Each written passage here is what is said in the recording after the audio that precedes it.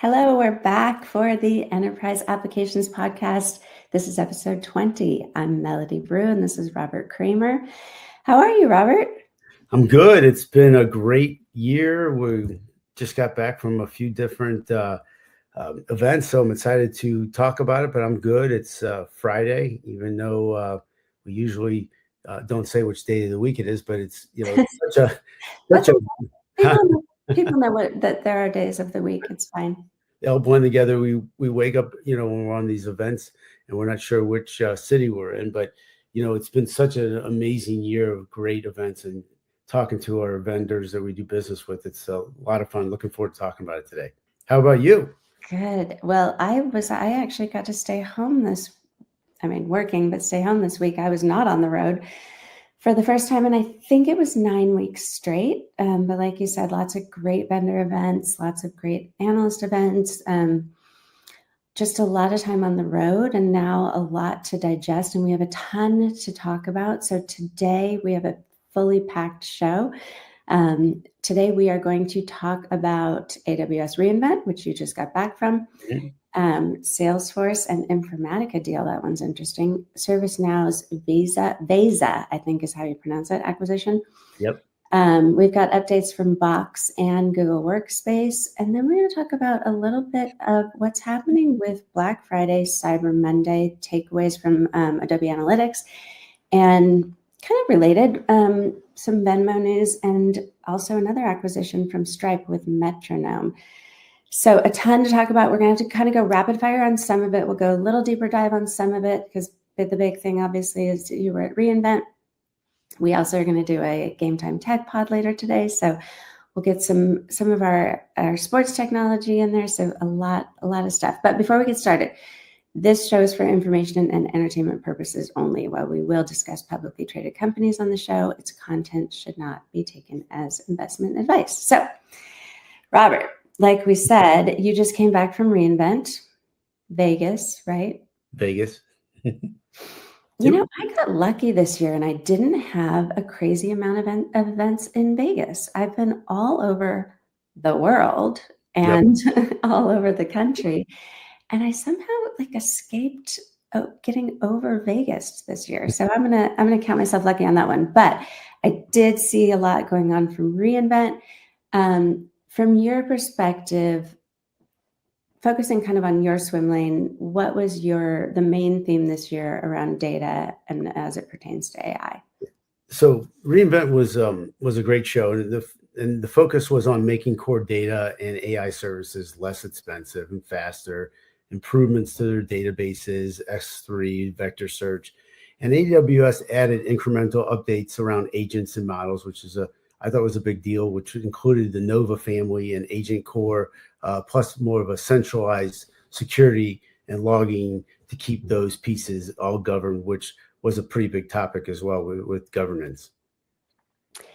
So when you look at these announcements, does it feel like a cohesive platform, or does it feel like more of a set of more the kind of stronger individual services? Because I think one thing you and I both saw this at Microsoft Ignite.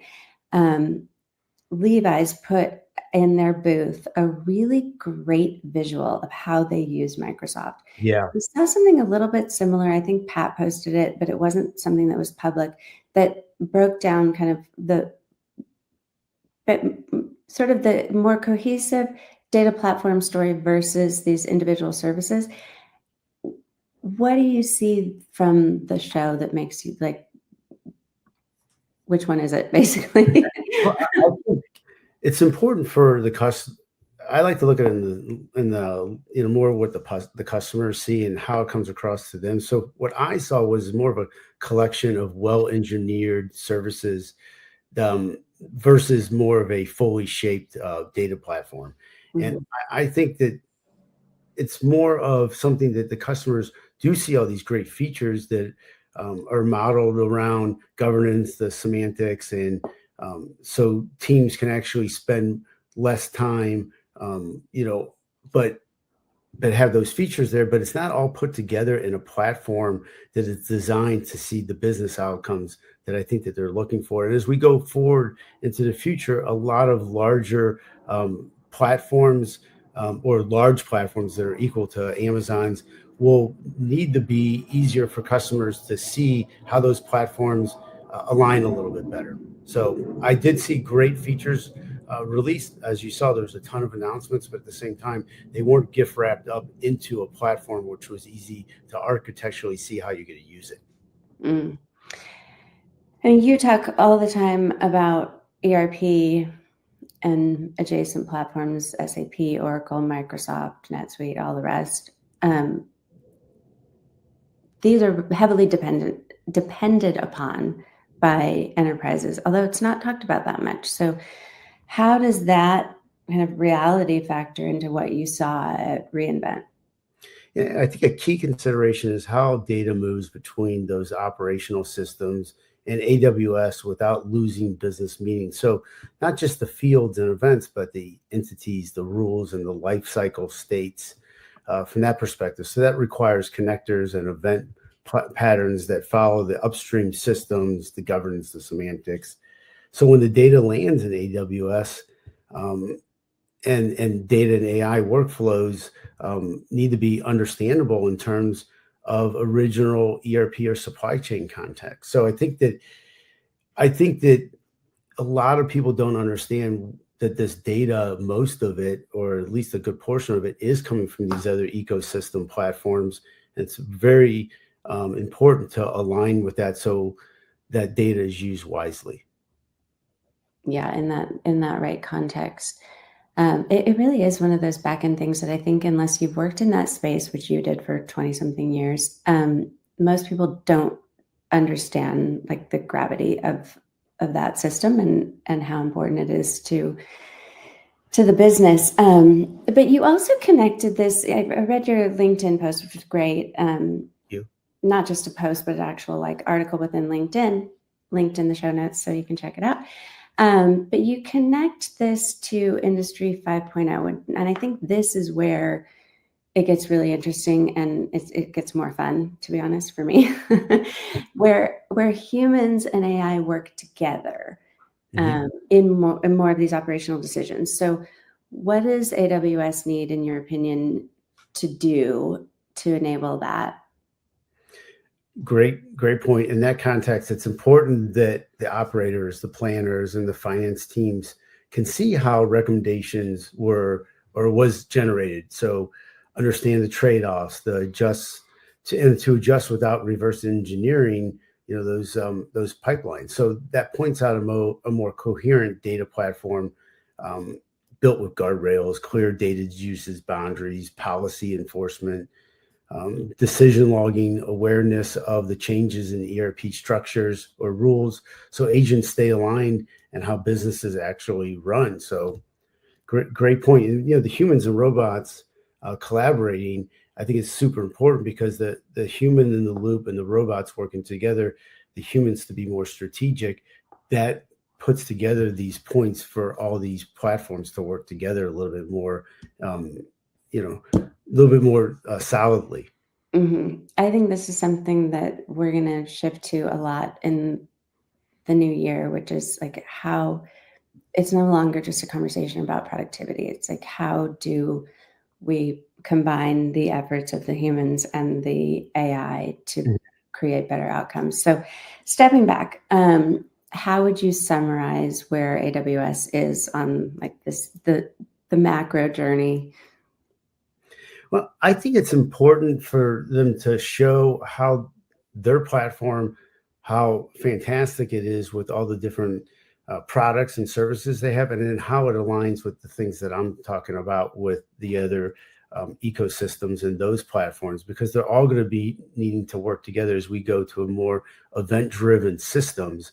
And when you go to event-driven agentic AI systems, they have to be able to work together because the data is not going to be mostly sitting in AWS. It's going to be in other ecosystems, like you just mentioned before, with those vendors. And then the guardrails need to be tighter, and everything needs to be working in a little bit more human-centric way with the agentic AI. So enterprises are making progress. I think there's a major revolution that's going to happen with the ERP coming up in the next year or so, and those platforms are going to drastically change. I think AWS would be in their best interest to align with those, so then the customer understands where the direction is going for all of these major vendors.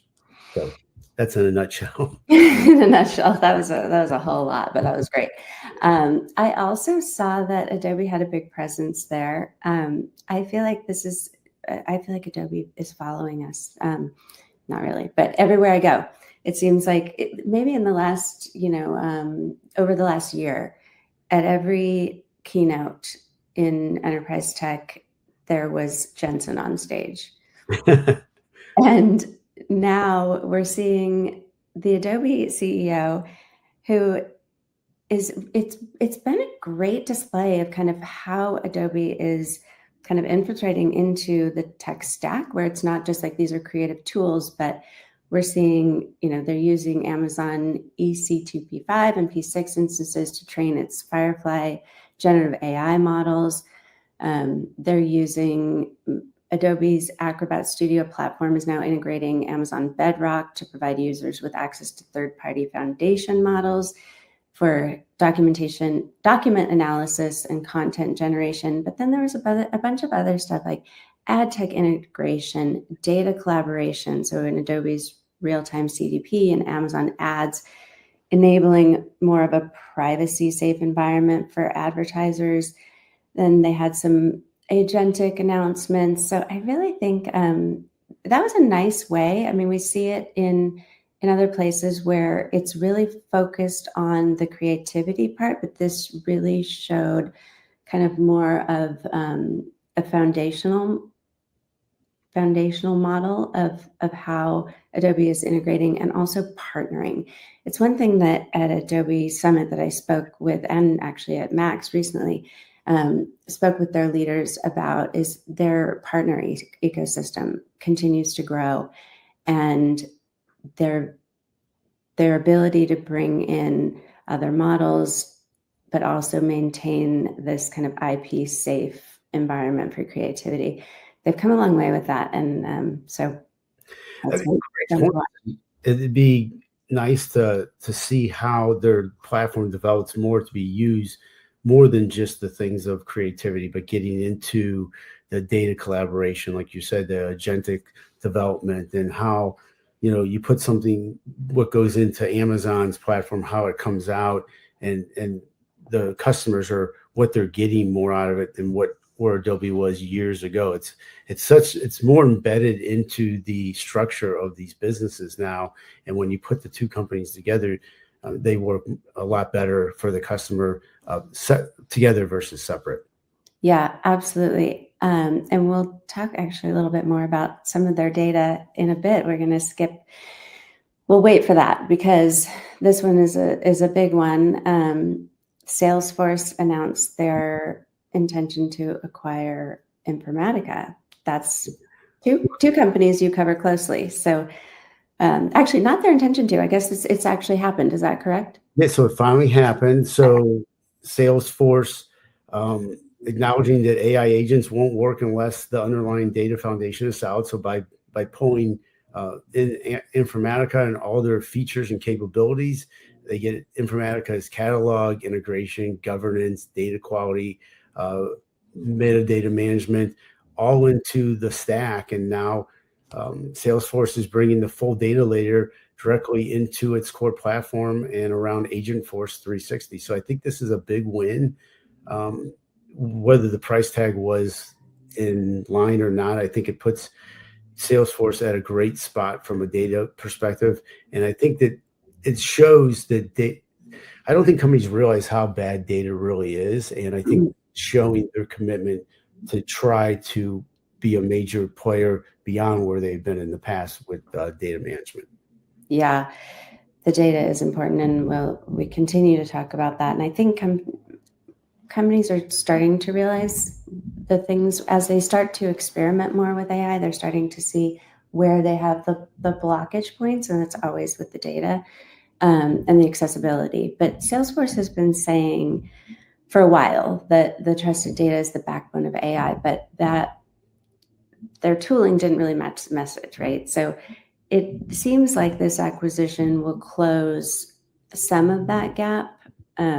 Like you said, strengthening Data 360, tightening the MuleSoft connections.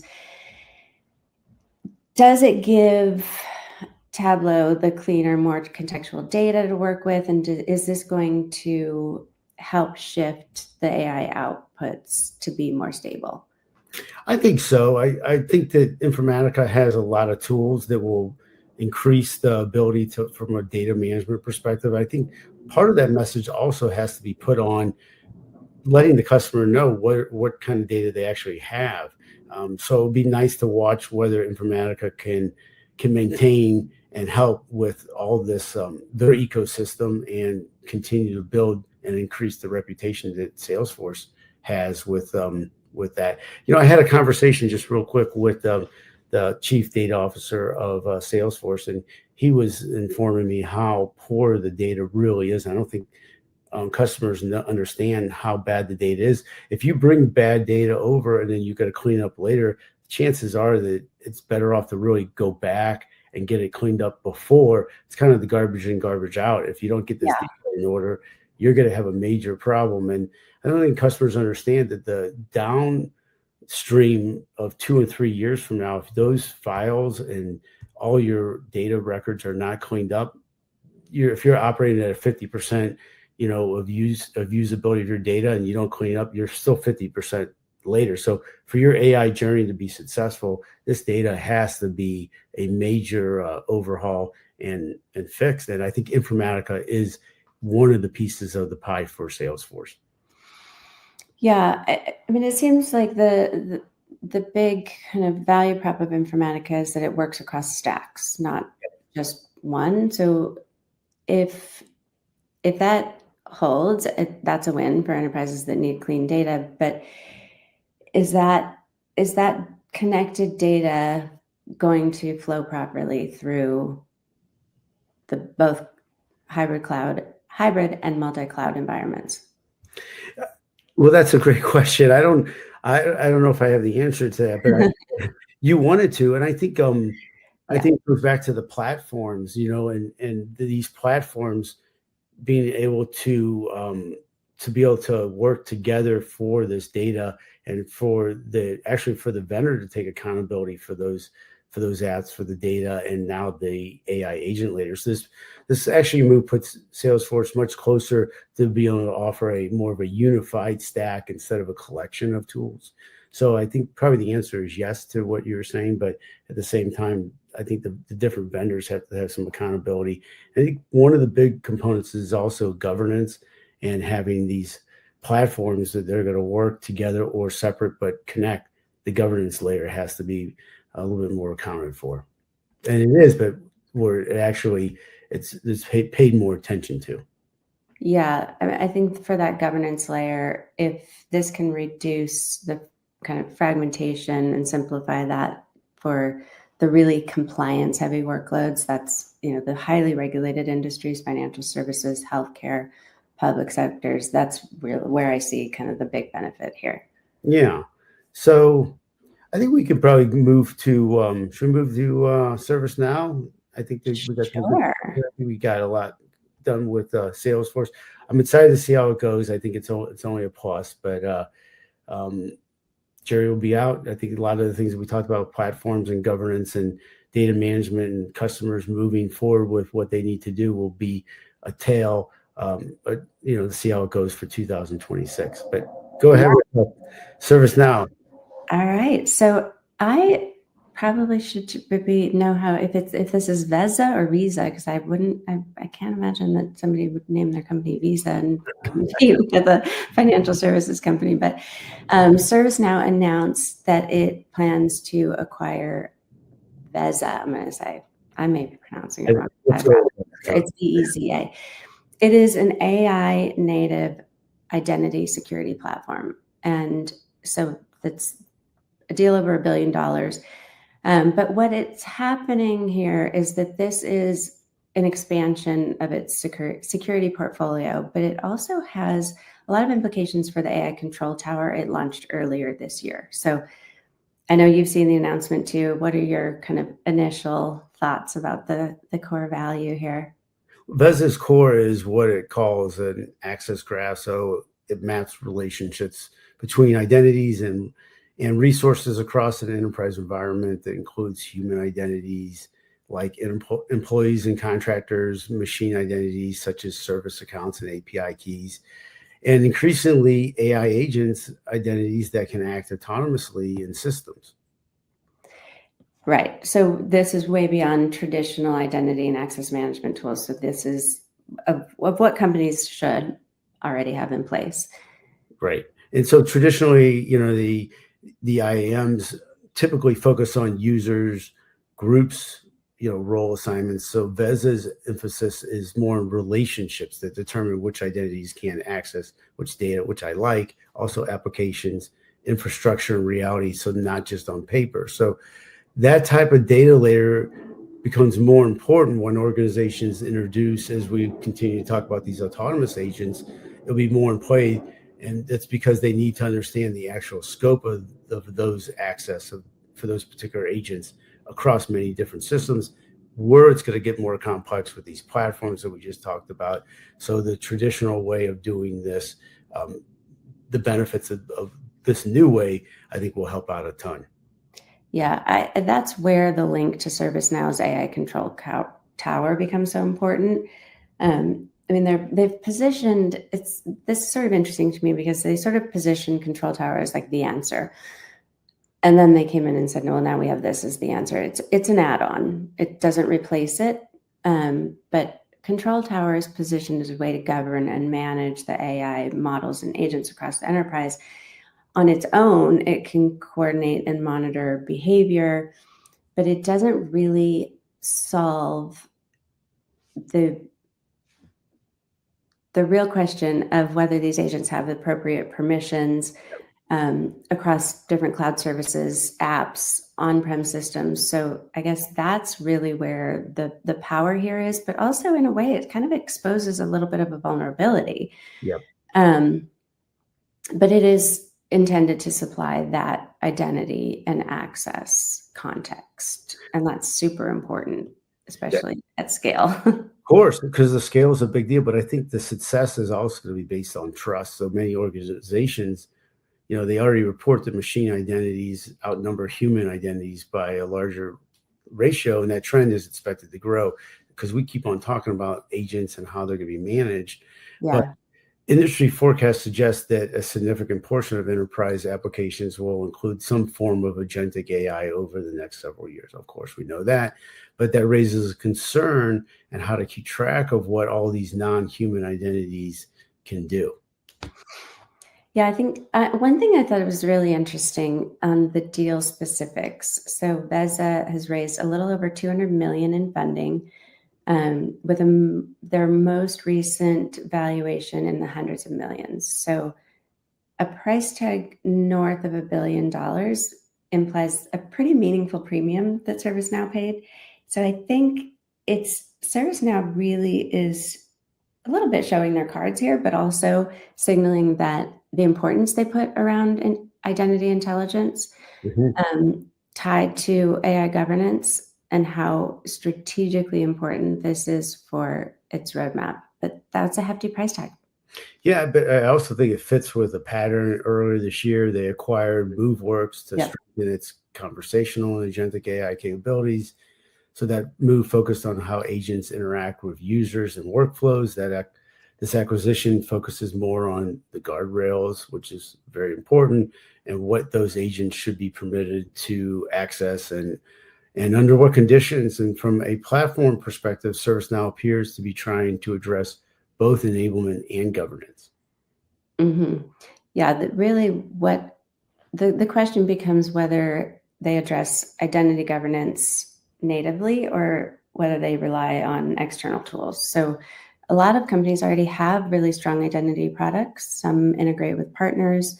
So this, I think, sort of existentially, this actually raises a really good question that people need to be talking about, which is asking more questions about how AI governance, identity, and security are connected in each ecosystem, especially as we see all of these partnerships kind of continue to take place in these big enterprises.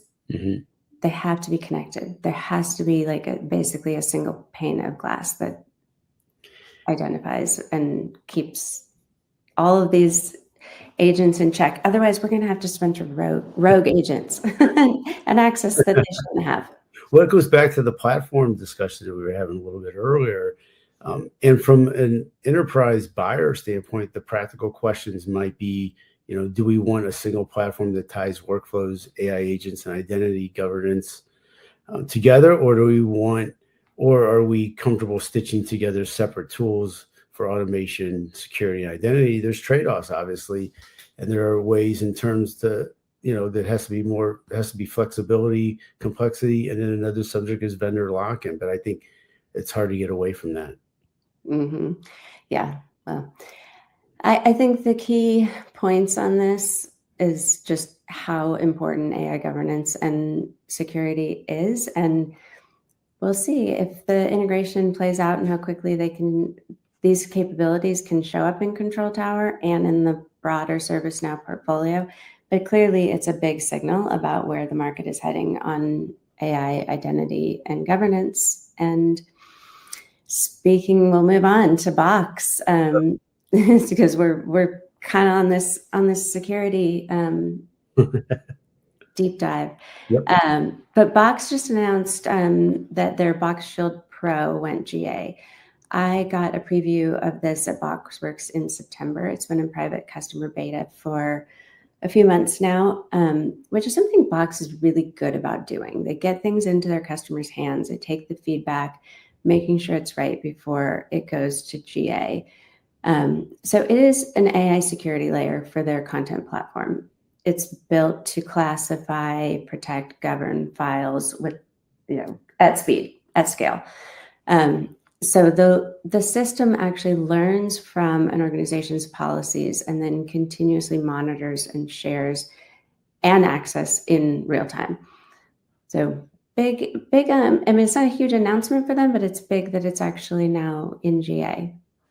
So instead of static rules and manual reviews, you got AI that understands context. So if somebody's sharing financial data externally, the system catches it, auto labels it appropriately, and can adjust access controls on the fly. So security's actually works without creating friction. So that's pretty positive there. Yep. And that's really significant because most organizations are still managing this manually or with basic like DLP tools. So employees hit policy blocks. They don't know what to do with it. IT gets overwhelmed with exceptions. Security teams are spending their time, putting out fires instead of actually on strategy. So Shield Pro helps to automate this entire workflow. Yeah, I really like that because AI learns patterns from your own data and policies. That's fantastic. Yeah. So it gets smarter, and the more it sees, and that means fewer false alarms, fewer unnecessary blocks, and security that actually enables the collaboration instead of fighting against it, which you said, the manual stuff. Mm-hmm. Yeah, so I think this is a pretty meaningful move for them, and Box just continues to show that they're way more than a content management platform. And if you follow Aaron Levy, the CEO, on any social media, you'll see that he's really like leading a lot of thought leadership in AI and is very forward thinking. If you don't follow him, I would suggest you do. I know you do, but our listeners. I saw him start to talk about agentic AI and the ways that we need to have, our data and even metadata in order for AI to actually work at scale, and how Box is just uniquely positioned in this space. And it's so interesting to see, that was maybe a year ago to see him talking about that. So it's really interesting to see all of this come out, and really how very well positioned the company is for AI. And we've seen this happen with Box, and I can link this in so we don't spend it. We could go on and on about this, and we're already pretty long. They've really put themselves in a good position multiple times to take advantage of a major technology shift. One of those being mobile. And Aaron Levy has said this is the most significant technology shift that he's seen. And I think they are also uniquely positioned and in a great space. And so I'm also a Box customer, so I get to see all this stuff kind of happen in real time too. It's always good when, we use the tools that we're talking about, and which is a great transition into Google Workspace. We use it. We use it. So Google just rolled out Workspace Studio, which is now general available. So this is a place to design, manage, and share AI agents inside Google Workspace. It's powered by Gemini 3, and without coding, you can create agents that automate everyday workflows across Gmail, Drive, chat, calendar, other things. It's kind of what you'd expect, right? You start from templates or just describe what you want in natural language, and then the studio should build it for you. Yeah, and those agents aren't just the simple macros. They can reason over emails, documents, extract key details, prioritize what matters, and then trigger actions across third-party tools. And a lot of people use Asana or Jira or MailChimp or Salesforce. Yep. Just talk about them. So a single agent could potentially coordinate work across your whole stack. I think we'll come back to trust and, even maybe some change management and some training. Absolutely. Very positive. I look at stuff like this and I think, 8 or so years ago when I was working in product, and think like, God, if I had this then. I mean, don't you sometimes have like a little bit of, not FOMO because we're experiencing it now, but like it's like past FOMO. Like if only I had these tools back when. But I mean, the Google's reporting that one of their early adopters, Karcher, built what they describe as this virtual team of agents that evaluates new feature ideas. So one agent assesses merit, another checks for technical feasibility, another drafts for user flows, and then the final one may produce a user story. So think about like the time as a product person that you spend with all of those things. You have to have different people doing all of those things, plus typically a scrum master. Then you have to put these stories into Jira. I mean, this is a lot. So if working as promised, I think, that with this particular use case, they said that they reduced drafting time significantly, like literally taking what used to take hours into minutes. So looks promising. Yeah, just a quick story. I mean, we all want these proactive tools to understand, what we should do next. And this is exactly that. But I remember when I was working at a company called Outage, I asked, hey, how do I know what customers are supposed to buy next?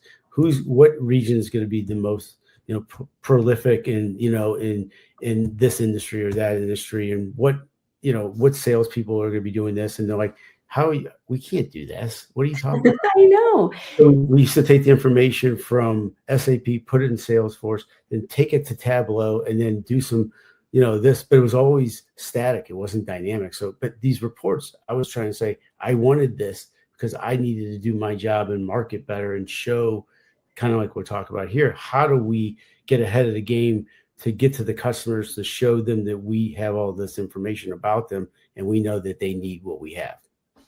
Yes, this is exactly what I mean by like, it's like if we could go back in time and do our jobs again with these tools. Not to say that it's easy, but yeah, I think, the final thing on this is that we've talked a lot about saving a couple of hours a day. We've talked about productivity measurements, but I think we've got to be talking about where the real value is and how it impacts the business. And this is something that is going to be a consistent theme moving forward. And the adoption hurdle, as you said, this is change management. So there's a lot to this. It sounds magical. We wish we could go back in time and do our jobs again to use stuff like this. But as we heard from some of the leaders at Microsoft, and we continue at Ignite, and we continue to hear this is not just a technology problem, it's a people problem. Yeah. And so there is that change management aspect of it, and it's figuring out which processes are worth automating and how to measure whether they actually move the needle, and then moving forward with that. It's all about that experimentation, agility, the ability to move forward with it, or the ability to just say no. Like, that's not worth doing. It actually takes a person a couple of minutes to do that, but it takes them longer to figure out all the things. And maybe the AI isn't there yet, or what have you. But definitely, it's something we'll be watching closer. All right, on to the next. Black Friday, Cyber Monday. Did you do any shopping? I bought a vacuum. Wow, that's exciting. A Dyson though, so Well, I mean, you can get some serious deals. Yeah. I mean, How about you? if you could see the number of boxes in my office and in my kitchen right now, I don't like to go places to shop. So what I do is I buy them and then I return what I don't want. I know retailers are really trying to get away from returns, but with the amount of time that I have, that I travel, and the number of children that I have to take care of, I don't have time to go to a mall, nor do I have the patience. But and that actually somehow managed to work into what we're going to talk about on mobile spend. But so we got some latest digital insights numbers from Adobe that Cyber Monday hit a record $14.25 billion in online spending in the US. That's up a little over 7% year over year. And then Cyber Week overall, the 5-day stretch between Thanksgiving through Cyber Monday, reached $44.2 billion, up almost 8%. So big numbers. So what's interesting is that Black Friday is now growing faster than Cyber Monday for the second straight year, and Black Friday hit $11.8 billion, up 9.1%, as shoppers took advantage of earlier and more aggressive discounting across the weekend. I'm not sure which one's better. Do I wait for Monday or do I buy it on Friday?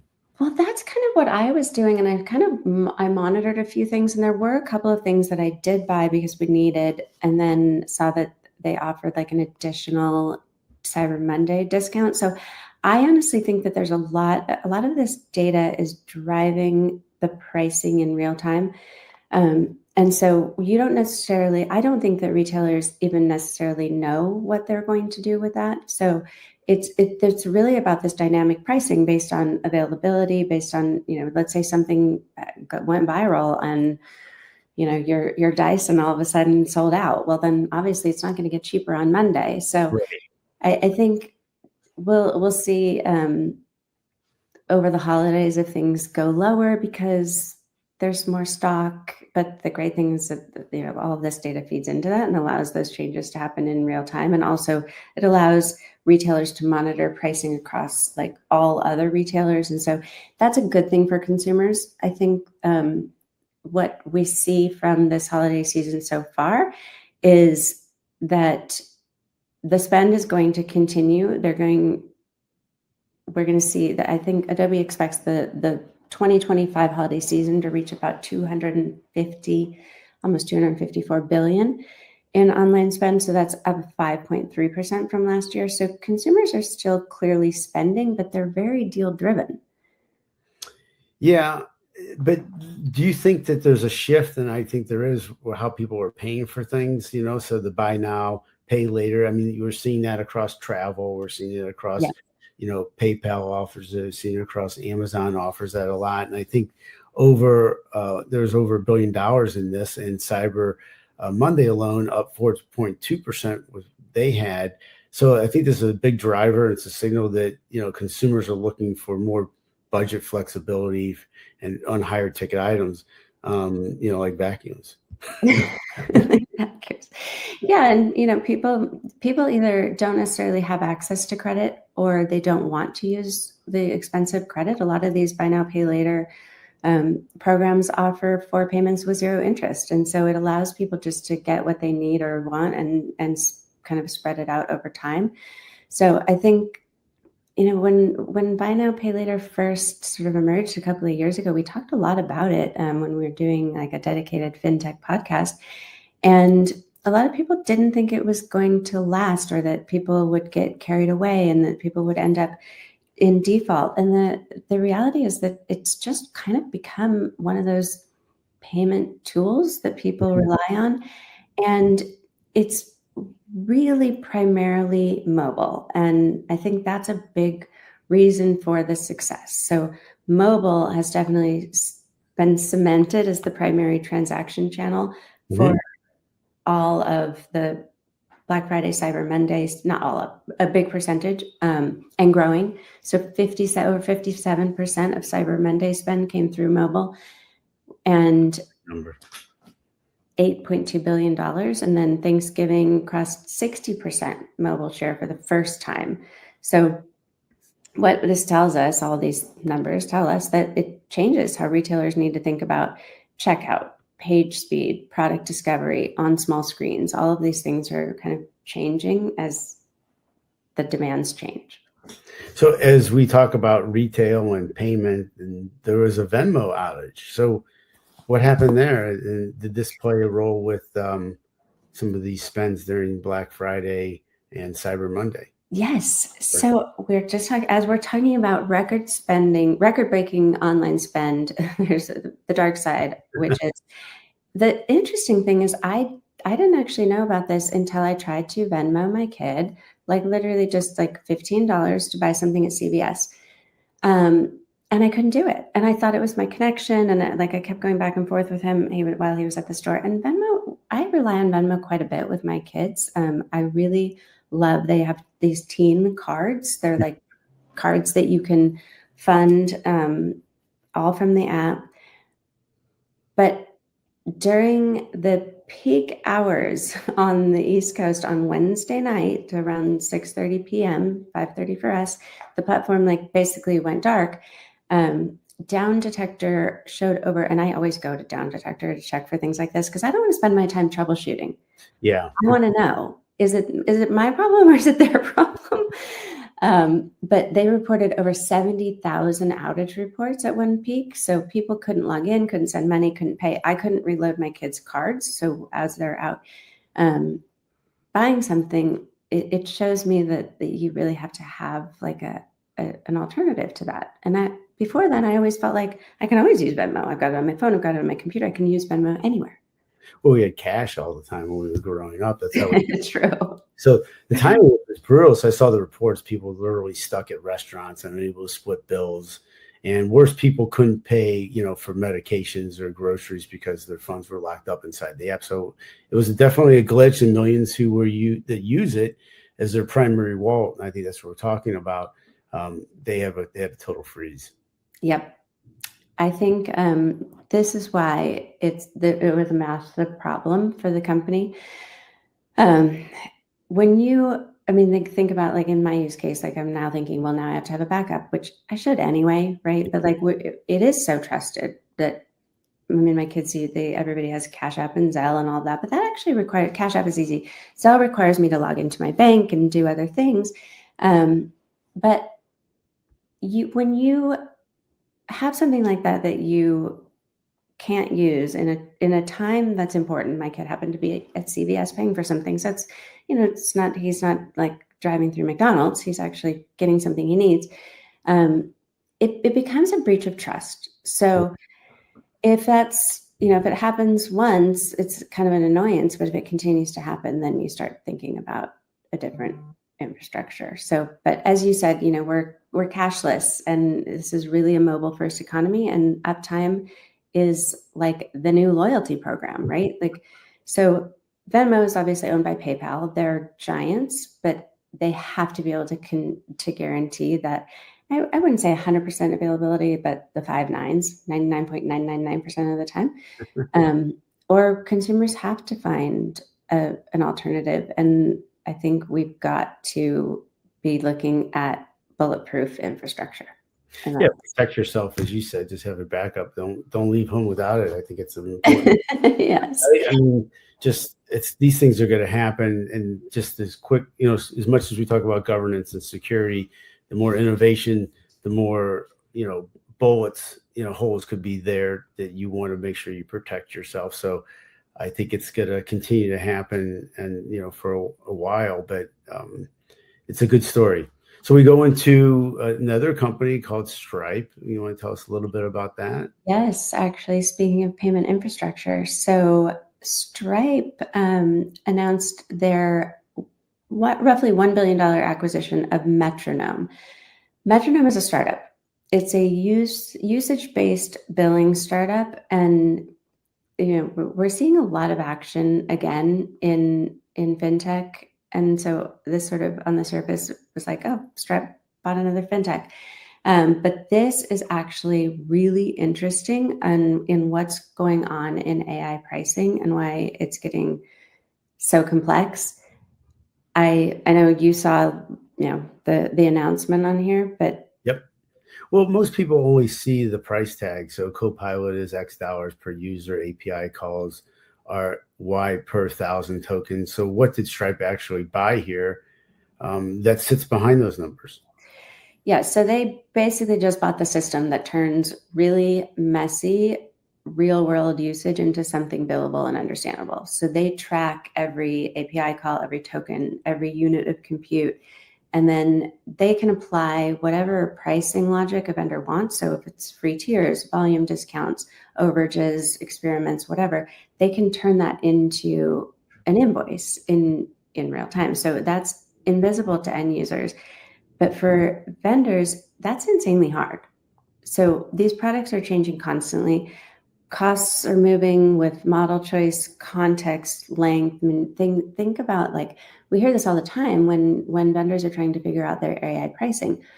Finance teams need predictable pricing. They also, on the other flip side of that, they need predictable revenue. They need clean reporting. So it's a very complex. I actually got into like a pretty interesting rabbit hole here, because it's one of those things that's fairly invisible to us, but when you really look at it beyond the surface, this is really important stuff. Oh, yeah. So it sounds like on one side you got like Salesforce, Microsoft, Zoom making AI feel all inclusive, and on the other, you have someone doing a very sophisticated math to decide whether that's sustainable. Yep. Don't you think that's interesting? I do. I love when new things like this come up and you're like, wow, this actually it's something, most people have the luxury of not having to think about. And so, good thing they're thinking about it. But I like to think about it for us too. But yeah, I mean, it essentially there's like this barbell forming, right? Like on one end, you've got big suites bundling a lot of basic AI. So these are things that summaries, drafts of emails, meeting notes, and that's into like flat user pricing or even free, like Zoom does. It feels simple. AI is part of the license, but then behind the scenes, they're watching. They have to watch the usage, the cost per action. Some even may gate it. I don't think they do this now, but originally when Grammarly started having AI in their app, there was a limit. Well, what happens if you get to your limit? I want to be able to, but they have to be able to control the cost to offer. Basically, they're offering, free AI. So I think this is, it's really interesting that the really high, really heavy, high value work, the agents that are resolving tickets, complex research, the data intensive workflows, these are too expensive and too variable to hide inside one flat fee. Yeah. So where you see the consumption-based or outcome-based models, there's, that's where you see these kind of models where it's like pay per action, per task, per 1,000 calls. So Metronome. So what you're saying is that it's basically the control system for the second end of the barbell. Yeah. I mean, that is a good way to put it, because it's like, to do consumption well, you need these things that are critical. You need the metering, the pricing logic, the visibility for customers. You need this, and most importantly for this deal is you need tight integration with payments and revenue systems. So most vendors, I think, underestimate that they'll end up with spreadsheets and homegrown scripts, and then also angry customers when their bills spike. So I think what this signals to me, and should to anyone, I guess, is that Stripe buying Metronome is recognition that this is infrastructure. This is not a feature. This is not saying like, we'll give you the payment rails and intelligence layer. It is actually like, they're saying, we're going to give you that layer that decides what to charge and when. So I think this is really an interesting big takeaway. It's great. We've had a really fun podcast here. A lot to talk about. That's why we went a little long, but I think it was great. So much stuff. Just shows how the year's been very progressive with innovation, and there's been a lot going on. And again, I think it's all about how to make the customers have more technology to make their business better. And it's a matter of how do we piece that together so they understand that architecture and be able to take advantage and put them in a position to use everything that these vendors are showing or showcasing. I really like how the end of the year has started to a lot of pieces are coming together. In the beginning of the year and with AI, we had a lot of like shiny objects and like features. Yeah. And now we're getting to outcomes, and we're getting to what the underlying infrastructure needs to be in order to get to those outcomes. We're talking about humanity and people and how these things work and the security and governance. And so things are finally starting to come together. So I don't know if we'll have time for another podcast before the end of the year. I hope we do. I'm traveling next week. It's my final trip. I go to Seattle for the Amazon grocery, which nice. Great time to be doing it because there's just so much going on in retail and grocery. And I sort of grew up in that business, as you know. Mm-hmm. My first job ever was stocking shelves at Costco it was Price Club at the time. I was 14 years old. Wow. So very love that space and the opportunity to see what everybody's doing in it and how it's changing, obviously, with AI. So how about you? Any travel next week? Next week, no. I'm going to be doing a ton of writing, so hopefully kind of close out a lot of these last few different articles and research papers I'm doing. But I think it's, like you said, everything is kind of coming together. I think when we started, everybody was talking about agents so much, we didn't know how it was going to play out or work. I think it's a little bit more evident now with a lot of things that we actually talked about on this show. But it's important how it's going to go forward, and we'll have a lot to talk about about the vendors and seeing where it goes next year. But I think there's a lot of that we've accomplished this year. So, but yes, it's just been great. Anything else we want to? Yeah, I think we can. I mean, hopefully, if we do have time for another by the end of the year, but if not, I'm just appreciative of all of our friends who join us each week and watch and give us comments and tell us what they like, what they don't like. And so with that, I guess we'll wrap it up. And of course, if you do like it, give us a like, follow, subscribe. If you don't like it, sorry. Just kidding. No, if you don't like it, anything you want to talk about more, we're always open to feedback. We love to hear what people think. And with that, we will wish you a happy Friday, a lovely weekend, and possibly even a happy New Year. Thank you.